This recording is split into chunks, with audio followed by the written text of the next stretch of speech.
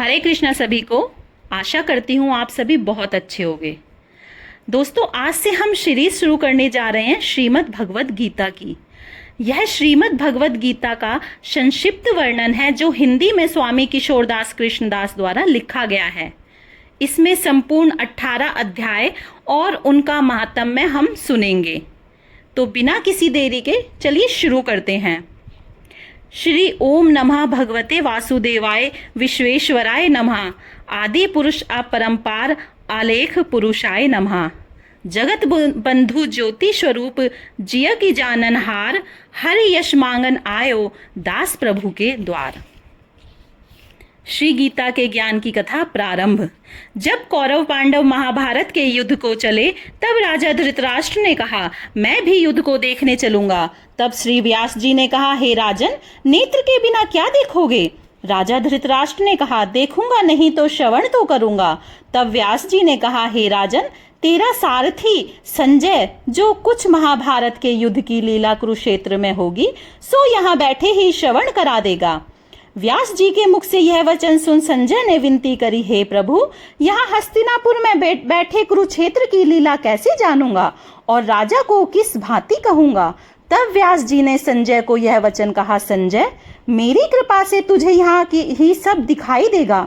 व्यास जी के इतना कहते ही संजय की दिव्य दृष्टि भई और बुद्धि भी दिव्य भई। अब आगे महाभारत का कौतुक कहते हैं, सो सुनो।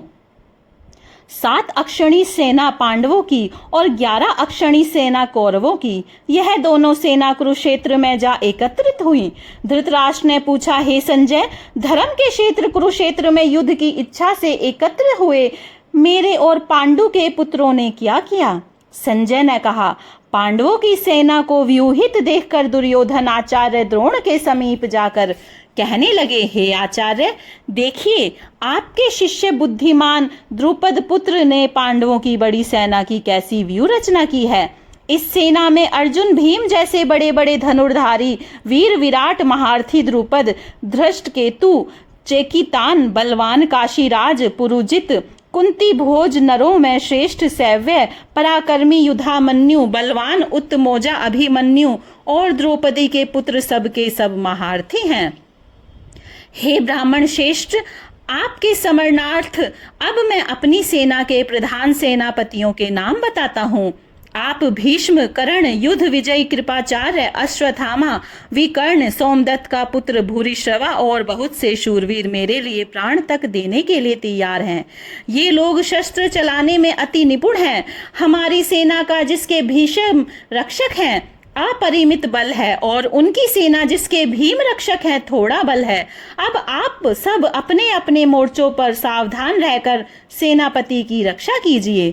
भीष्म पितामह ने दुर्योधन को प्रसन्न करते हुए और ऊंचे स्वरों में गर्जते हुए शंख बजाया।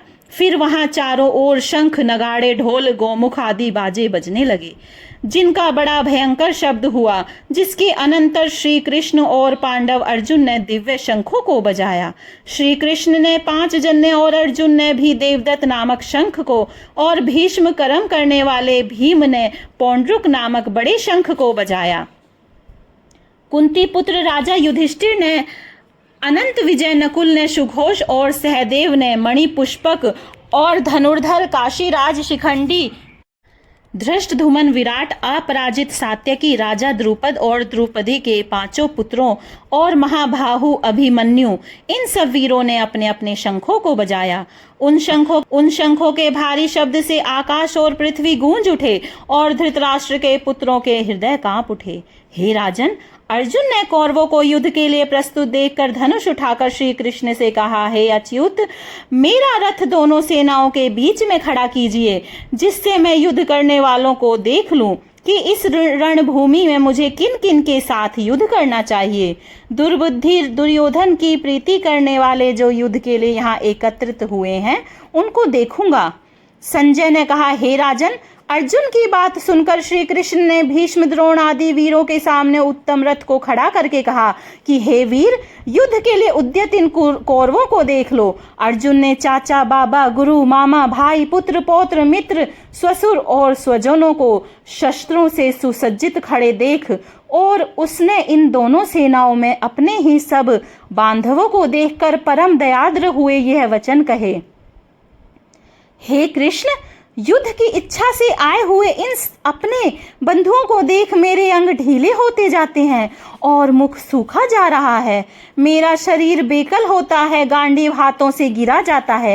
हे केशव, मुझ में यहाँ खड़े रहने की सामर्थ्य नहीं है और सब लक्षण में उल्टे देख रहा हूँ और संग्राम में अपने स्वजनों का वध करके कोई लाभ नहीं होगा। हे कृष्ण, मैं जीत, राज्य और सुख भी नहीं चाहता हूँ। हे प्रभु, हमको राज्य भोग तथा जीवन से क्या काम है, क्योंकि जिनके लिए राज्य भोग और सुख की इच्छा की जाती है वे सब इस युद्ध में प्राण और धन की इच्छा छोड़ मरने को तैयार हैं। आचार्य, पिता, पुत्र, पितामह, मातामह, ससुर, पौत्र, साले और संबंधी ये सब मुझे मारे तो भी हे मधुसूदन, मैं इन्हें मारने की इच्छा नहीं करूँगा। हे जनार्दन, त्रिलोकी के राज्य के लिए भी मैं इन्हें मारना नहीं चाहता, फिर इस पृथ्वी के राज्य के लिए तो कहना ही क्या। हे जनार्दन, धृतराष्ट्र के पुत्रों को मारकर हमारा क्या भला होगा, इसलिए हमें अपने भाई धृतराष्ट्र के पुत्रों को मारना अनुचित है।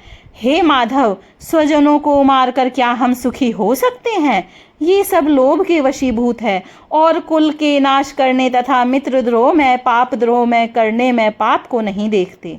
कुल नाश के दोष को जानते हुए भी हमको इस पातक से क्यों नहीं दूर रहना चाहिए। कुल का नाश होने से कुल के प्राचीन धर्म नष्ट हो जाते हैं, फिर धर्म नाश होने से कुल में पाप बढ़ता है। हे कृष्ण, पाप से कुल की स्त्रियां व्याभिचारिणी होती हैं, जिससे वर्ण संकर संतान उत्पन्न होती है।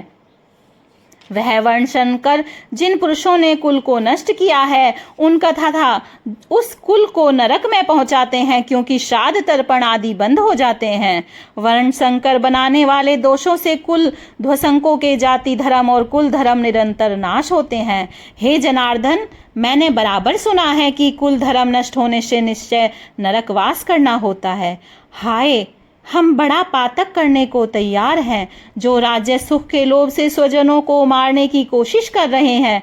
शास्त्रों को धारण किए हुए धृतराष्ट्र के पुत्र यदि मुझे शस्त्र रहित और उपायहीन को रणभूमि में वध कर डालें तो मेरा बहुत कल्याण हो।